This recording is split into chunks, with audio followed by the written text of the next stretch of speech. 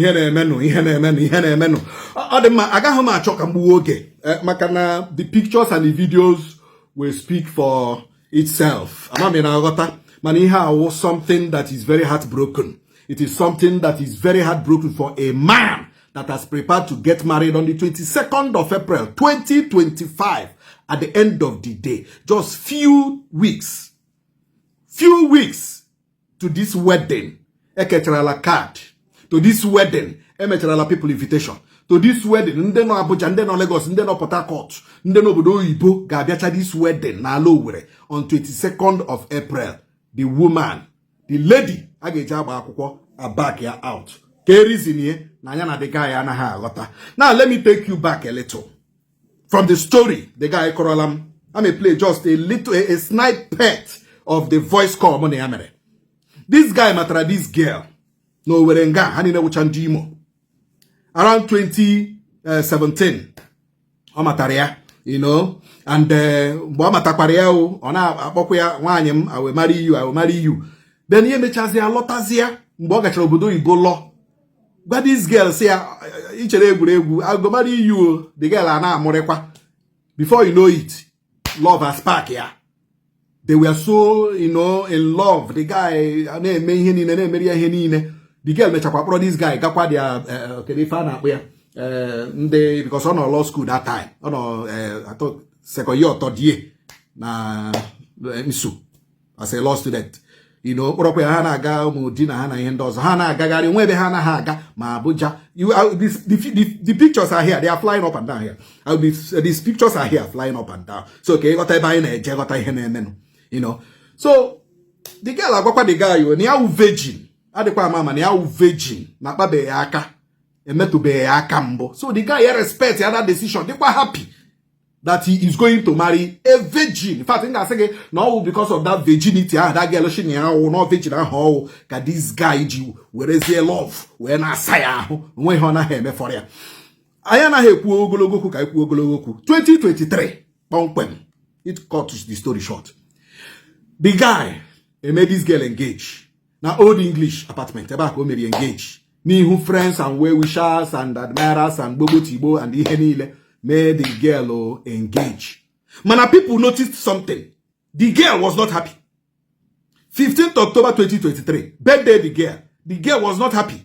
The engagement so before you know it, call a shine lushinala. Ma the girl okpo, umunne the girl akpo, and akpo the guy. Now say why you may one engage? Why you may engage? On another girl engage for what? Why you may engage? I prepare galia for somebody. Oh, when you know bodo ibo no say prepare galia for. When you know bodo ibo na akwa elia. Why you may engage? Oba ha agba, o may we engage. No ba. The guy has already told this girl initially, ab initio. Ni ho bia wo lolo no bia hen.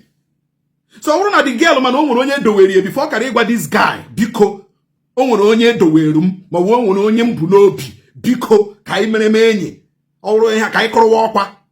I am not ready for marriage. I will not marry you. Yeah, but this guy doro this girl anya na ihe ọ bịara wo ololo, but this girl didn't do what. So ihe niile we na-eme. O megide. That time ka this guy gwachara this guy see that he should not try again this and that and that. This guy were obi mgbawa la obodo oyibo ebe ọ nọ. Ọ lakwala obodo oyibo mma the girl ụmụnne a na-akpọ hapụ ya ha na-achat hapụ.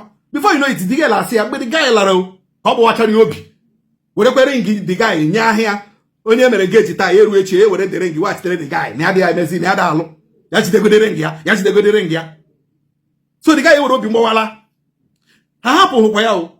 The girl ebido chat well. Bido kwe kpọkwa again o. Bido kwe mewekwa ya ihe love I love you na ụmụ ihe ndị. Obi the boy abata hakwa n'ime. Na ghọta ebe anyị na-eje. That was in 2023, 2024. This guy lotas 2024 last year. Or she said the girl said no ga alụ not is ready to marry him. The guy has okay, ngwa nke bido ka mewe. This guy alota generalist. Dey ihe ni owo nya bi ko ihe journalist ni ha na ede journalist. Aya be he ko ha. Moto eshi mefre moto the boy eshi me ihe me na list mefre mestra moto eshi mgbe eji ịkwụ ụgwọ nwaanyị ihe ndị mere nụ ma ihe ọwụ ihe anyị bụ ịkọ here na aghọta na ebe anyị na-eje aba bịa akwụkwọ invitation card gbuai lee ya here invitation card ebie 22nd April 2025 ka agbachara nkwụ this girl last year December. Etinyezi April this year 22nd ka emezie gịnị ka eme wedding ya, white wedding after traditional. Before now this girl anali ego si ya biko na second day ọ ga-eyi ma emecha white wedding ahụ na ga-eje ijezu ya, but the wedding gown, the girl si na onwe hụ wedding gown ga-aba ya a ga-ahụ na Owerri, onwekwenu nga a ga-ahụ ya na Aba n'ọsọsọ either Enugu or Port Harcourt ka ya ji ezu wedding, ka ya ji iweta wedding gown. The boy has no problem. Nefe ya ga-eji agbanwe ha. Nefe ha na-acha ya 50 something thousand. Then acquire with 96,000. Ya be 152,000. Ofu efe. The guy were kwa ego nye. Obuna di mgbe this girl chọrọ ime internship ya na Abuja. This guy jimaka this girl je chulo na Abuja 2.5 million. Ụgwọ ụlọ na Abuja for 3 months. This girl because she cannot do it in Owerri. Ọchọ him ya n'Owerri. Ọchọ him ya na Aba. Ọchọ him ya anywhere dị nso. Ya kpọrọ this boy gawa Abuja. This boy akwụ ụgwọ ụlọ na Abuja 3 months 2.5 million. Kwụọ ya for this girl. Upon allegedly 2 people according to the guy, you know, kai hang out you know, the guy you know, but that is not the issue. The guy not sent for that one. He not go me wedding one year. One day, oyaka arobiazi me. Let me play this voice note before anya ga nihu.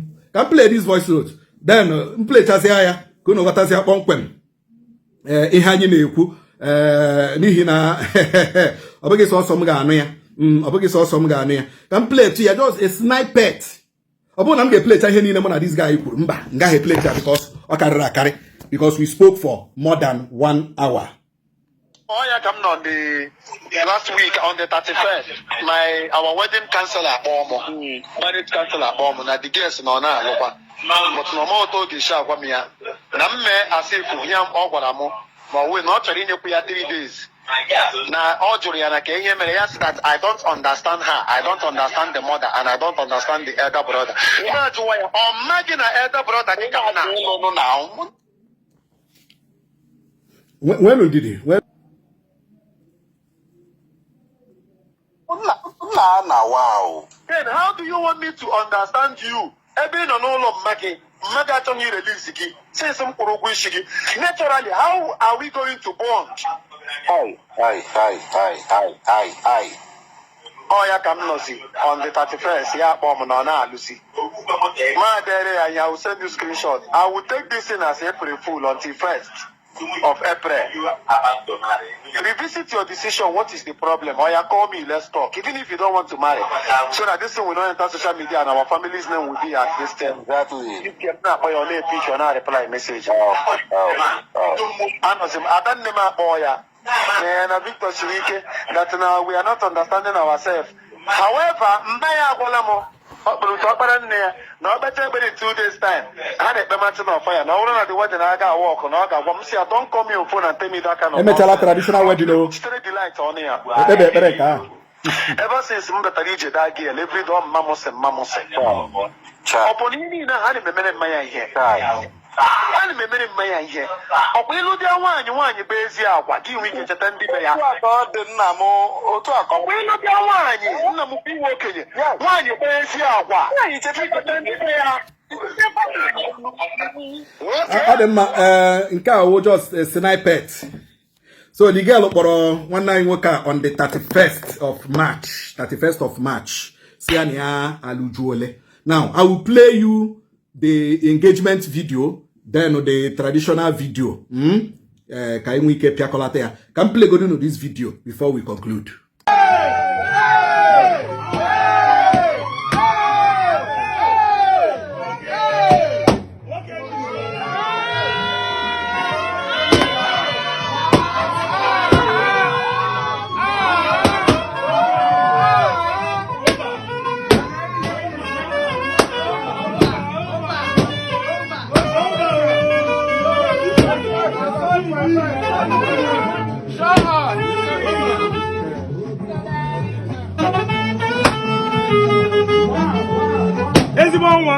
Come on,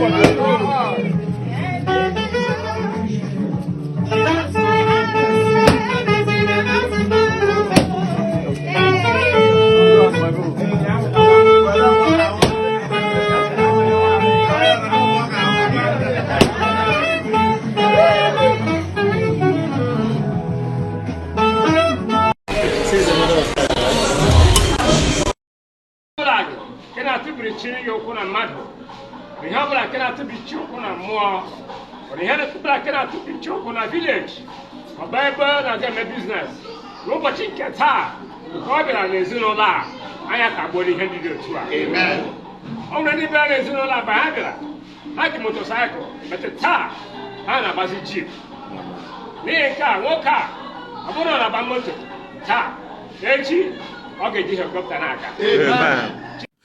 Okay, una ahụla the engagement video hụkwa the gịnị traditional video, but all this period ihe this girl kwuge now na ha dey eme understand, ọ dey eme me understand, ọ dey eme nwanne nwoke understand, ọ dey eme onye nke understand. O cheteghị na ọ dey me understand mgbe ọ kwụrụ ụgwọ ụlọ 2.5 million na Abuja eme internship. O cheteghị na mgbe o nyere ego ma mgbe ya mere traditional wedding ma mgbe ya mere list ma mgbe mere ihe n'ishie. O cheteghị na ha anaghị enwe understanding. You know, finally, when we dig in, this thing, evidence choke. Oh, we chop utazia this girl no we was this guy. See, I know we onye maya umunne no obodo Igbo. You know, no obodo Igbo. Even no monya no obodo Igbo abịala kpọrọ nyanwa no nwe emerele ihe isi o. Jejie ụlọ nwa ya mansion. Hey, obodo Igbo. You know, onye ewu onye akwụrụ ugwu isi ka na-ekwu okwu na o nwere nwoke dị interested n'ime ye. Onye fixrila wedding. Onye fixri wedding. 22nd of April 2025.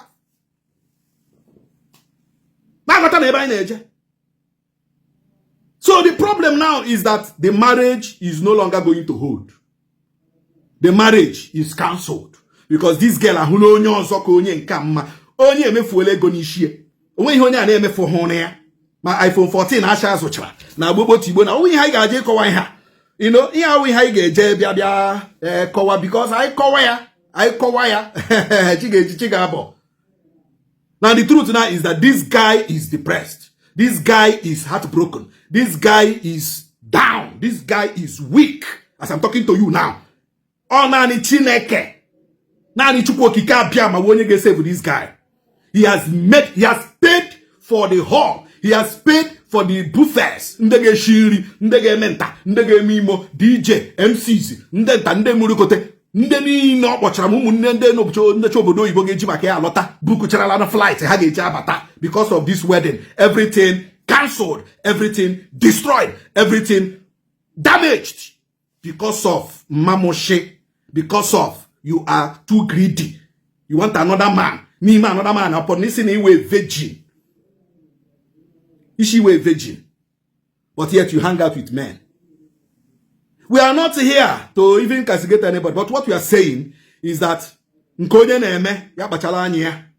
brought it out here so that the world will know that somebody, our brother, is depressed. And now the girl want to marry another man, nobody Igbo. Because according to the story, I know the girl and now this guy na siya we no chana nwam ori ajo obodo Igbo no chana nwam ori ajo obodo Igbo. A pure pressure mount on the young man.